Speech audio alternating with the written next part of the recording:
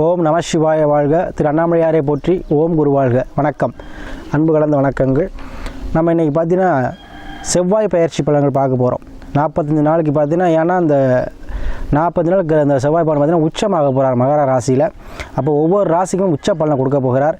எந்தெந்த ராசிகள் அதிக பலனை அடைய போகிறது அப்படிங்கிறத பற்றி நம்ம அந்த வீடியோவில் தெளிவாக பார்க்க போகிறோம். அதுக்கு நம்ம சேனல் மொபைல் பார்த்தீங்கன்னா சப்ஸ்கிரைப் பண்ணிக்கோங்க, ஷேர் பண்ணுங்கள், ஆளுங்கிற ஆப்ஷன் கிளிக் பண்ணிங்க. அப்போ தான் நம்ம போடுற வீடியோ ஒவ்வொன்றும் உங்களுக்கு கிடைக்கும். சரிங்களா? அந்த வகையில் நம்ம பார்க்கக்கூடிய ராசி ரிஷப ராசி. பொதுவாக ரிஷப ராசி என்பவர்கள் பார்த்தீங்கன்னா எப்போவுமே கலகலன்னு இருக்கக்கூடியவங்க, எந்த விஷயத்தையும் தன்னெல்லாம் கருதாமல் செய்யக்கூடியவங்க. அது குடும்பத்துக்காக இருக்கலாம், இல்லை வேலை பார்க்குற இடத்துல இருக்கலாம், இல்லை இப்போ எந்த இடத்துல இருந்தாலும் அவங்க என்ன பண்ணுவாங்க, பிறர் நல்லா இருக்கும்னு நினைக்கக்கூடியதில் 100% அந்த ரிஷபராசி என்பவர்கள் தான். அதனால் பார்த்தீங்கன்னா பெரிய பெரிய நிறுவனங்களாக இருந்தாலும் சரி, எந்த ஒரு தனியார் கம்பெனி வேலையாக இருந்தாலும் சரி, ரிஷபராசி என்பவர்கள் வேணும் அப்படின்னு சொல்லி போடுவாங்க.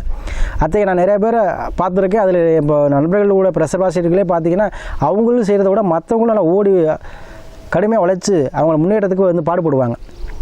நான் நல்லா இருக்கிற மற்றவங்க நல்லா இருக்குன்னு நினைக்கக்கூடியவங்க. அவங்களும் செய்யும்போது கூட அது நல்லா ஒரு சிறப்பாக இருக்காது. ஆனால் மற்றவங்களும் செய்யும்போது அவங்க எப்படி வாழ்க்கையில் உயர அளவுக்கு கூடிய அவங்க கடினமாக உழைக்கக்கூடியவங்க, சிறந்த விசுவாசியாக இருக்கக்கூடியவங்க. சரிங்களா? எப்பவுமே என்ன பண்ணுவாங்க, முதலாளிக்கு விசுவாசமாக இருக்கக்கூடியவங்க இந்த ரிஷபராசி அன்பர்கள். எப்போவுமே குடும்பத்துக்கு உழைக்கக்கூடிய மாடு மாதிரி மாடு எப்படி உழைக்குதோ, இப்போ தன்னலக்கடை முதலாளிக்காண்டி அது மாதிரி முதலாளிக்கு கடுமையாக உழைக்கக்கூடியவர்கள் இந்த ரிஷபராசி அன்பர்கள். எதையுமே என்ன பண்ணுவாங்க, ரகசியமாக வச்சுக்குவாங்க. பிறர்கிட்ட பேசும்போது அவருடைய புன்னகை இருக்குமே ஒழிய அவர் சொந்த எதையுமே என்ன பண்ணுவாங்க, வெளிப்படுத்த மாட்டாங்க. துக்கத்தை, துயரத்தை, நம்முடைய கஷ்டத்தை பிறர்கிட்ட வெளிக்காட்டிக்க மாட்டாங்க. எந்த நிலையுமே சிரிச்சுட்டே இருப்பாங்க. அது ரிஷபராசி அன்பர்களுக்கு இந்த செவ்வாய் பயிற்சி ஒரு உன்னதமான பயிற்சி. ஏன்னா அவங்களுடைய 7ஆம் அதிபதி களத்தில் அப்படின்னு சொல்லக்கூடிய செவ்வாய் பகவான் உச்சமாகிறார், பாக்கியஸ்தானத்தில் உச்சமாகிறார். அப்போ என்ன உங்களுக்கு இந்த 45 நாள் ஏன்னா எப்போ பார்த்தீங்கன்னா வருகிற 5/2/2023 15/3/2024 வரைக்கும் என்ன செவ்வாய் பகவான் உச்சமாகிறார். பாக்கியஸ்தானத்தில் அவருடைய களத்திலையும் சொல்லக்கூடிய செவ்வாய் பகவான் உச்சமாகிறார். யாரோட சேர்ந்து உச்சமாகிறார்? உங்களுடைய 4ஆம் அதிபதி சொல்லக்கூடிய சூரிய பகவானுடையும் குடும்ப அதிபதியும் உங்களுடைய பூர்வ புண்ணிய அதிபதியுமான 5ஆம் அதிபதி புதனுடன் சேர்ந்து 3 கிரகங்களாக உங்களுக்கு பாக்கியத்தில் இருக்கிறாங்க. அப்போது உங்களுடைய மனைவி மூலமாக கண்டிப்பாக உங்கள் மனைவி மூலமாக உங்களுக்கு பாக்கியம் வரப்போகிறது. மனைவியின் மூலமாக ஒரு மன பதிவிங்க, மனைவி மூலமாக சொத்து பத்து வாங்குவீங்க, இல்லை மனைவி பேரில் வாங்குவீங்க. இல்லையா அப்படி இல்லைன்னா உங்களுக்கு வரக்கூடிய அனைத்து லாபங்களுமே மனைவினால் வரும், மனைவி உறவுக்காரங்களால் வரும். சரிங்களா? அதே போல் மாமன் வழி உறவினர்கள் உங்களுக்கு உதவி பண்ணுவாங்க.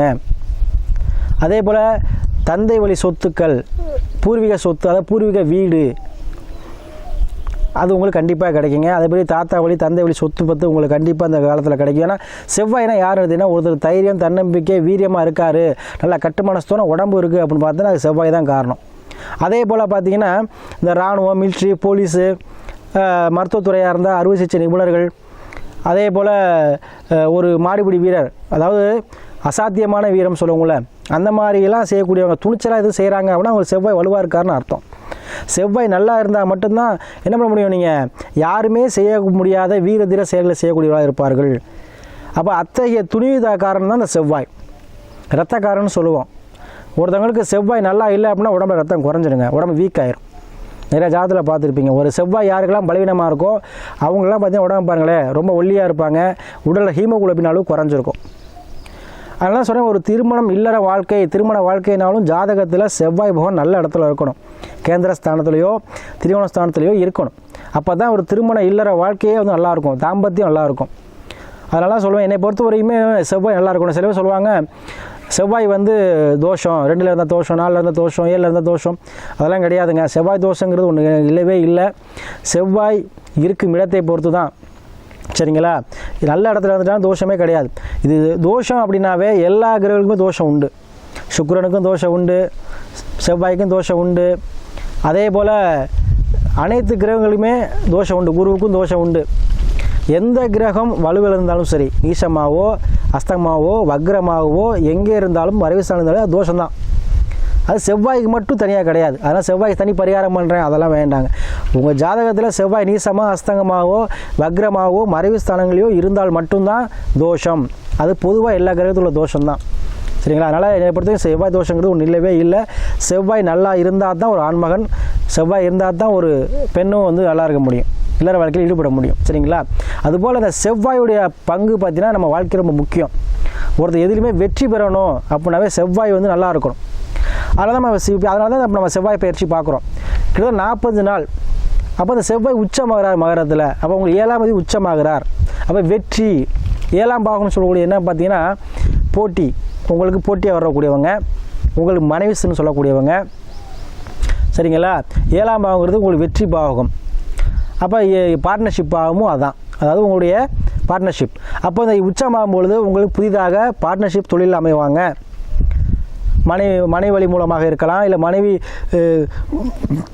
மனைவியை உங்களுக்கு பார்ட்னர்ஷிப்பாக அமையலாம், இல்லை மனைவி பேரில் நீங்கள் தொழில் ஆரம்பிக்கலாம். இதெல்லாம் நடக்கும். அதே போல் உங்களுக்கு தொழில் வந்த போட்டிகள் நீங்கும். புதிதாக தொழில் தொடங்கக்கூடிய காலகட்டமாக இந்த 40 நாள் காலகட்டம் உங்களுக்கு அமையும். அதே போல் உங்களுடைய மனைவி என்ன பண்ணுவாங்க, மனைவி மூலமாக உங்களுக்கு நல்ல ஒரு ஆதாயம் கிடைக்கும். சரிங்களா? உங்கள் ராசிநாதன் சொல்லக்கூடிய சுக்கிர பகவான் 8ல் இருக்காப்ப திடீர் அதிர்ஷ்டம், திடீர் லாபம், பண வரவு கண்டிப்பாக கிடைக்குங்க. சொத்து பத்து இல்லை எந்தெந்த பிரச்சனை யாருக்கெல்லாம் வில்லங்கம் இருக்குது, ஒரு இடம் வாங்கி அதை பட்டா பண்ண முடியலை, பத்திரம் போட முடியலை, ஒரு வீடு சொந்தமாக வாங்க நினச்சிட்ருக்கேன், வாங்க முடியல சாமி, ஒரு வீட்டுக்கு லோன் போட்டிருக்கேன், கவர்மெண்ட்டில் ஆதாயம் அது லோன் கிடைச்சா ஒரு கடனை அடைச்சிருவேன், இல்லை நான் ஒரு சொந்தமாக ஒரு பிஸ்னஸ் பண்ணலான்னு இருக்கேன், அதுக்கு ஒரு லோன் போட்டிருக்கேன், இல்லை ஒரு உதவி கேட்டிருக்கேன், இதெல்லாம் கிடைக்குமான்னு யாரெல்லாம் சொல்லிகிட்டு இருந்தீங்களோ அவங்களுக்கு இந்த 40 நாள், அதாவது 5/2/2024 உங்களுக்கு 15/3/2024 வரைக்கும் கண்டிப்பாக ஒரு அருமையான ஒரு பொற்காலங்க. உங்களுக்கு பாக்கியம் அனைத்துமே கிடைக்கும். மண்ணு மனை சார்ந்து உங்களுக்கு பாக்கியம் உண்டு. சரிங்களா? அதுபோல வாண்டி வாகன சேர்க்கையும் உங்களுக்கு கண்டிப்பாக இருக்கும். ஏன்னா செவ்வாய் வந்து பார்த்திங்கன்னா கனரக இயந்திரங்கள்னு சொல்லுவோம்.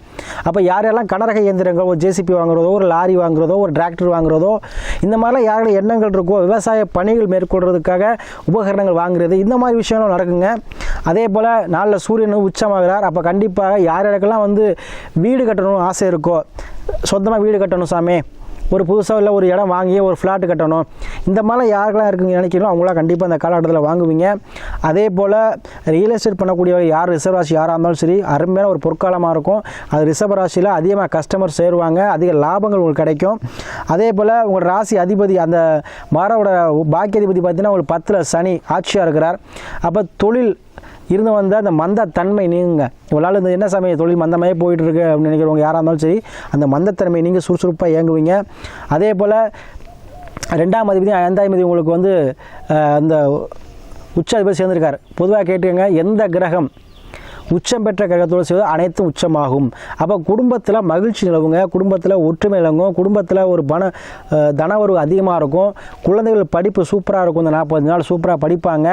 அதே போல் குழந்தைகளுக்கு தேவையான அனைத்து விஷயங்களும் சாதகமாக நடக்கும். அதேபோல் குழந்தை பாக்கியம் யாருக்கெல்லாம் இல்லையோ கண்டிப்பாக குழந்தை பாக்கியம் கண்டிப்பாக கிடைக்கும் இந்த 40 நாள். அதுபோல் திருமணம் சார்ந்த விஷயத்தில் இருந்த பிரச்சனை, இந்த பார்த்தீங்கன்னா ரிஷபராசி என்பவர்களுக்கு போன ஒரு மாத காலமாக கூட சின்ன சண்டைகள் ஏற்பட்டிருக்கும். ஆனால் பிரிவினை கொடுத்துருக்காது. அதை நீங்கள் செக் பண்ணி பார்த்து தெரியும். எல்லாம் யார் ரிஷபராசி யாராக இருந்தாலும் சரி, போன ஒரு மாத காலங்கள் பார்த்தீங்கன்னா சின்ன சண்டையில் ஹஸ்பண்ட் மனைக்குள்ளே இருந்திருக்கும். ஆனால் பிரிஞ்சிருக்க மாட்டீங்க. சிலவங்களுக்கு கிரகணி சரிலாம் பிரிவினை கொடுத்துருக்கும். ஆனால் இப்போ வந்து என்ன பண்ணிடுவீங்க, ஒன்று சேர்ந்துருவீங்க. அதோடைய சூழ்நிலை உருவாகி கொடுக்கும். அதே போல் யாரெல்லாம் திருமணம் சார்ந்த விஷயம் தடை தாமதமாக இருக்குது, செவ்வாய் பிரச்சனையாக இருக்குது, செவ்வாய் தோஷம்னு சொல்கிறாங்க, அந்த மாதிரி உள்ள எந்த கிரகங்கள், எந்த ஒரு ஆண் ஜாதகமோ பெண் ஜாதகமோ இருந்தாலும் இந்த காலகட்டத்தை பயன்படுத்தியங்க உங்களுக்கு திருமணம் முடிஞ்சிடும்.